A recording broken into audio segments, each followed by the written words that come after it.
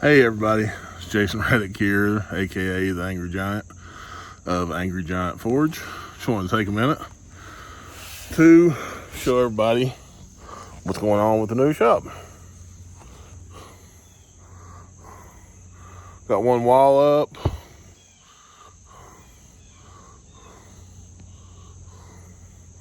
So, looking good so far. Still got all my junk in the driveway.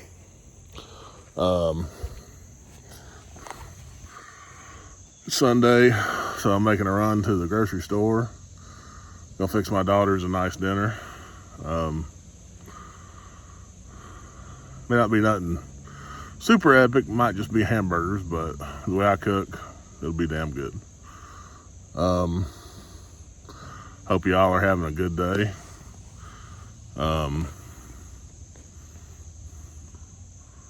That's about it, I reckon. Don't forget to get out and do something creative today, guys. See y'all. Hey, folks. I'm back. Just got back from the store. Went and did some goodies. Got some hamburgers, some chicken. I'm gonna chop some chicken up, make my youngest daughter a chicken burger because she's not a big fan of beef. I don't know. She's definitely part of the family, but sometimes I wonder when it comes to shit like that. Don't matter. I love her just the same. Yeah, today's going good. We got one wall. Well, I didn't do shit. My uncle, he's a carpenter. Been a carpenter his whole life. He got one wall up in the forge there. Super thrilled about that. The man, he's old, but he's still good. So very happy.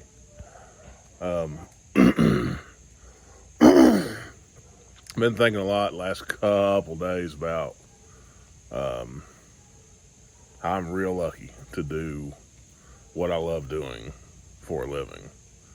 I used to work in the injection molding industry for years.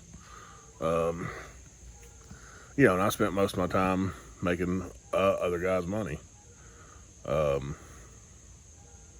I remember one place in particular, me and my dad went to work there, and everybody's like, "Oh, you work for your dad." Well, my dad, he was a son of a bitch when it come to me working for him.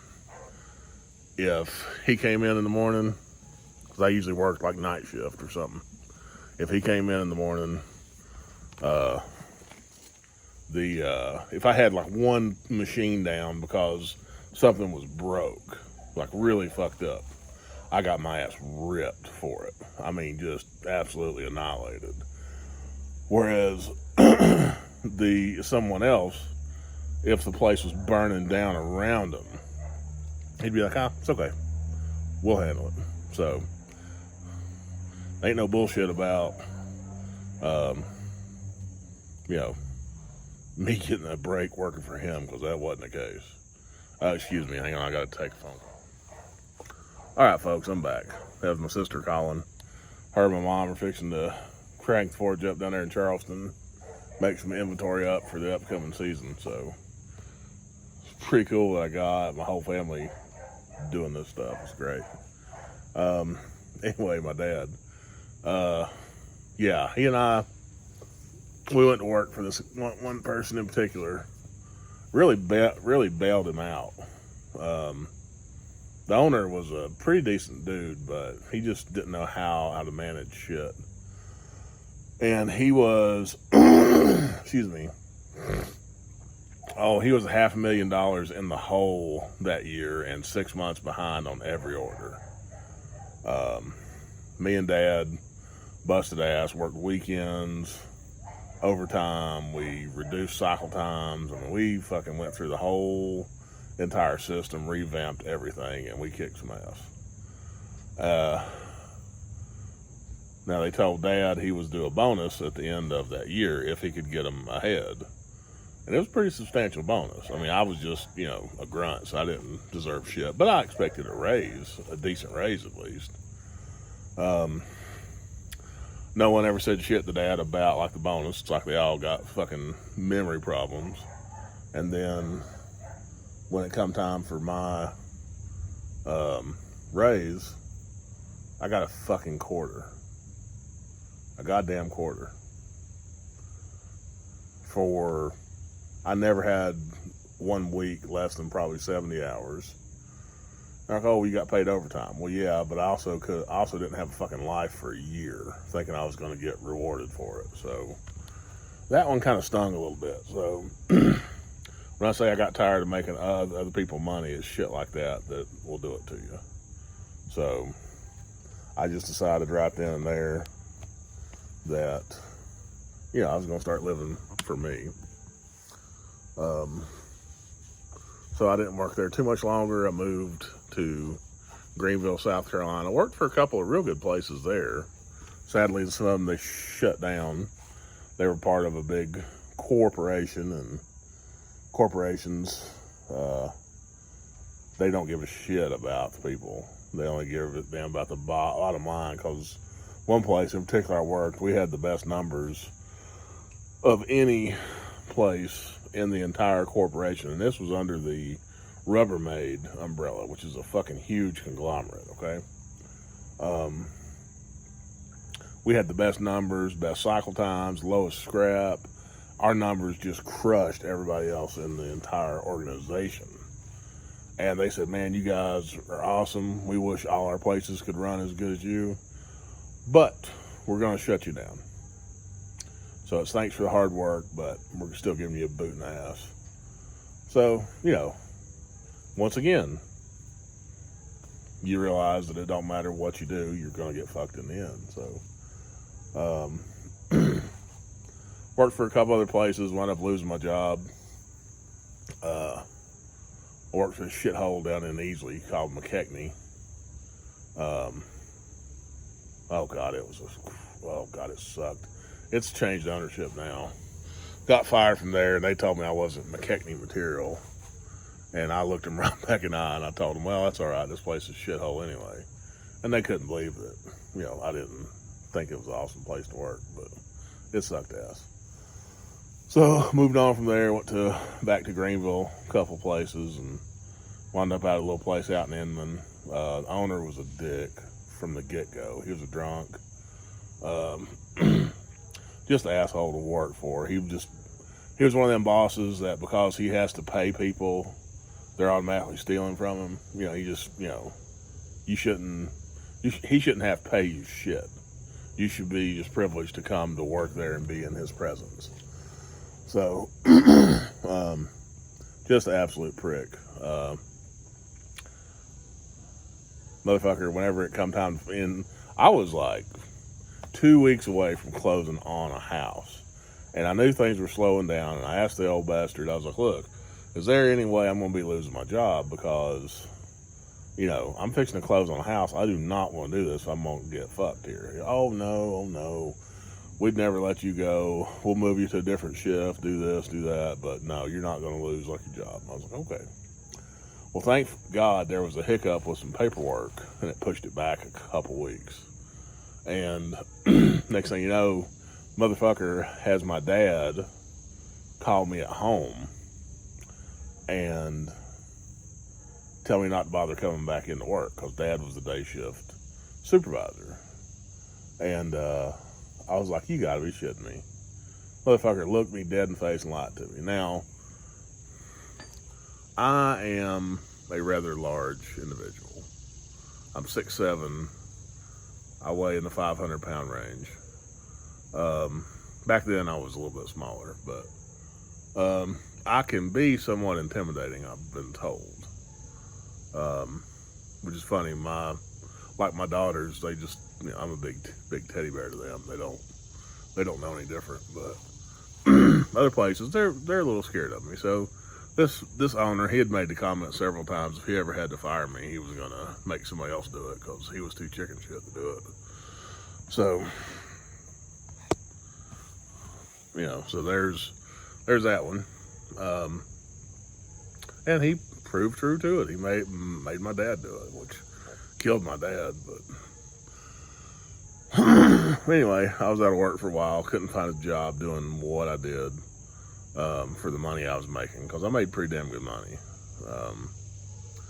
And I had been making knives things like that for a few years, and my friends, family really pushed me to start doing that full time.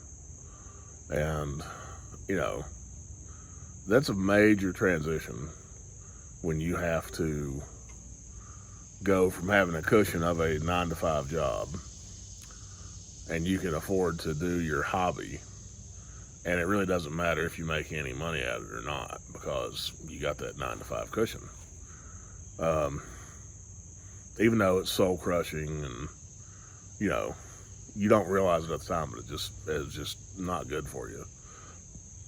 But you still have that safety net there. Yeah, and people think, oh, you're just lazy, you don't want a real job and shit like that. It has nothing to do with that. It's just, you know, you are wanting to try to do better for yourself and to nourish your soul by doing something that you love. Because there's a lot of people in this world that work 40 hours a week that are dead inside. And I don't want to be one of them people. Never wanted to be one of them people. So I was able to start selling some stuff. Had a friend, she knew somebody that worked up here in Hendersonville at the Curb Market. This is, if you don't know what the Curb Market is in Hendersonville, it's an old farmer's market / craft store vendor kind of place. It's been in there for like 90 some years now. It's over off of Church Street in Hendersonville. Pretty cool place. If you ever by there, you need to stop by. They do a real shitty job of advertising it and letting people know it's there. So they don't really do the business that they should, because they don't want to change nothing. They're stuck in a rut. But anyway, I was lucky enough to get in there. You know, and everything was really, really cool. I mean, first year, man, sold wide open. It was crazy. It was elbow to elbow in there every day. And then the economy sort of tanked. And first thing that goes when the economy tanks is arts and crafts. So guess what? People weren't buying shit anymore. And I was struggling. Luckily, I had a couple of people who were very good customers. You know who you are. They bought damn near everything I made from me for a while, and I was very thankful for that. I mean, they weren't just like pity buying, but they were, you know, there were some times I could tell they probably needed to do other shit, and they wound up buying from me just to help me out, which I'm extremely thankful for. Kept me going. There was a lot of times I was ready to hang it up and go back to work, and luckily I didn't have to. Years went on, I was able to get in. I saw Forged in Fire come out on the History Channel. I saw, you know, the guys doing what they were doing. I'm like, well, shit, that's the same thing I do every day in my driveway. And I saw the Viking Battle Axe episode with Ryu Lim.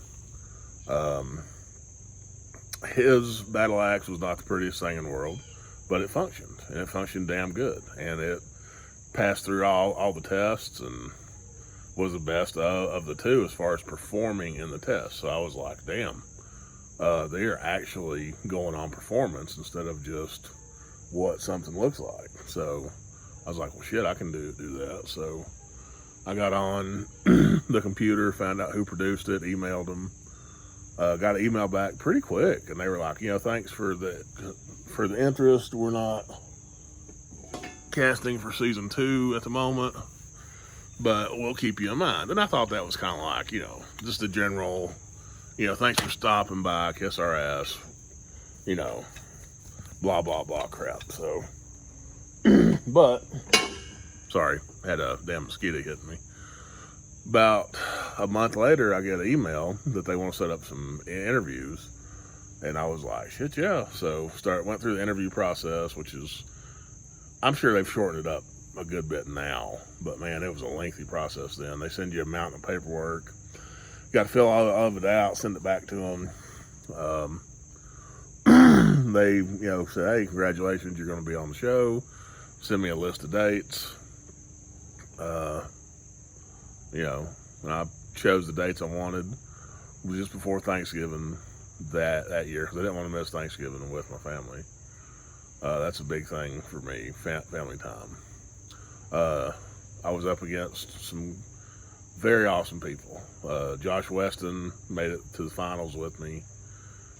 Kelly Ray Potter, very talented smith. She's an excellent welder, fabricator, and just super, super talented young lady.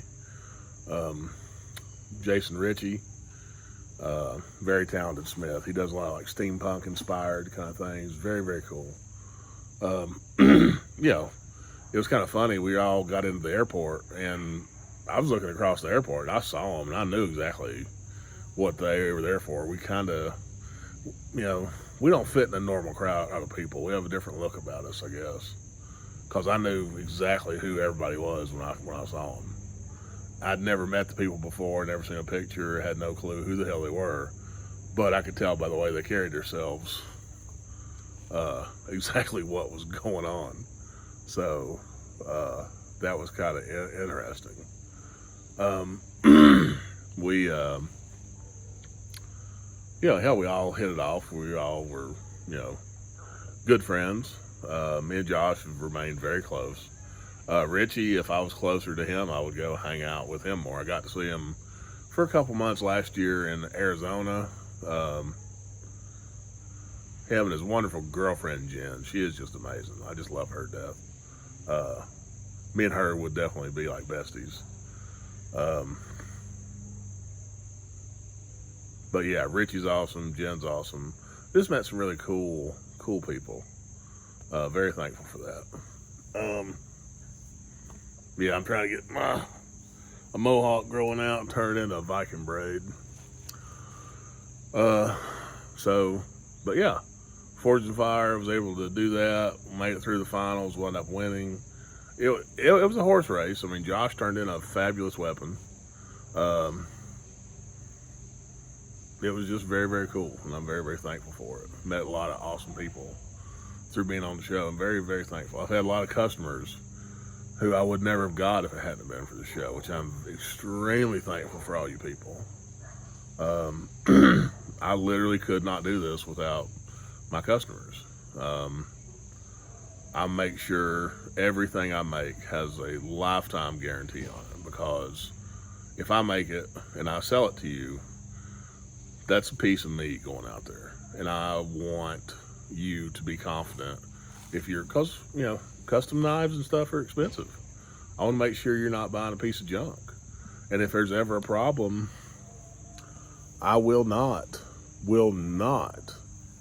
tell you tough shit. You already paid for it. Go on. There ain't no warranty, because I stand behind everything I do. Everything. So, if you buy from me, you're buying quality. Just keep that in mind. But yeah, I've grounded out on the art circuits, scratching by for gas money, all that shit. That gets very tiresome. The thing I've gotten into now, sorry, my hand's itching again, is the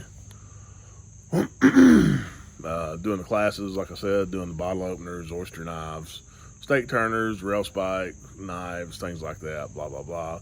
That's what really pays the bills and puts money in the bank. I can do that. Then all my custom work, I'm able to hold pretty firm on the price, because there's nothing worse than spending a week or two on like a knife and money's tight and you got to wind up giving it away for less than half of what it's worth. That just sucks. It makes you not want to put the effort in. So this way, I don't mind if I hang on to a knife for a fucking year or two, because it'll stay there until it sells. I've got a couple of them that are in the $1,000 range now that I'm not willing to part with for any less than what I'm asking for them. One gentleman offered me a price that was about half of what I was asking for one, and I just looked at him. I was like, dude, that was a slap in the face. I was like, don't insult me. All right, if you want to make me a fair offer, I'll listen to it, but don't fucking insult me. All right, I'm sorry. But anyway, moving on. But yeah, I was able to support my girls. When my dad passed away a few years ago, they were here in North Carolina. I was traveling doing my thing, when he passed. And I'm very proud of the girls for stepping up and, taking care of things. They were awesome. I never once have had to worry about them not taking care of things at the house or partying here or doing anything. They're very, very, very good girls, and I love them so much.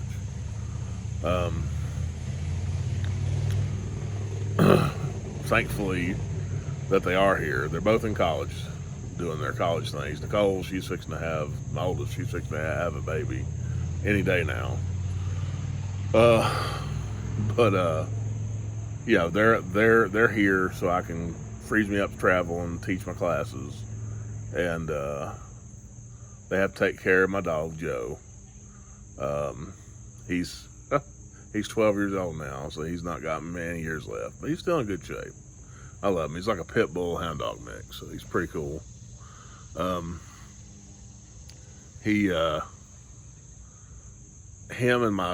stay at my sister's house when I'm in Charleston, and him and one of her dogs don't get along. Molly is a sweet dog, but she's also an alpha, and Joe, he don't put up with no shit, and she's just like super bitch. She's like 40 pounds, and Joe's almost 100, and she gets up in his face, and she starts snapping at him, and he tries to back off, and she finally gets him in a corner, and he's like, okay bitch, you asked for it, and you gotta stop him before he rips her apart. So he can't be down there with me, which sucks, because I really enjoy traveling with my boy, taking for walks, shit like that. I enjoy spending time with him. But thankfully my girls are here, and they've got a ton of other dogs here, so he's got plenty of company, and they're all happy. So I guess I've rambled long enough, but if you want to check out my Facebook page, Instagram, there'll be links to upcoming events in the Charleston area. If you're anywhere within a couple hours drive, hey, come on down. It's worth it. If you're closer to North Carolina, to the Asheville area, I should be home about half of the months starting in November. 1st of October is going to be so slammed with events that I'm not even going to bother trying to come home unless my daughter needs me for something with the baby. So I'll be back and forth. But if you'd rather set up a private class for up here in North Carolina, then we'll do it. But other than that, everybody take care. Thank you for listening to me. I know I've been rambling on and on and on and on and on, but thank you. I appreciate everybody.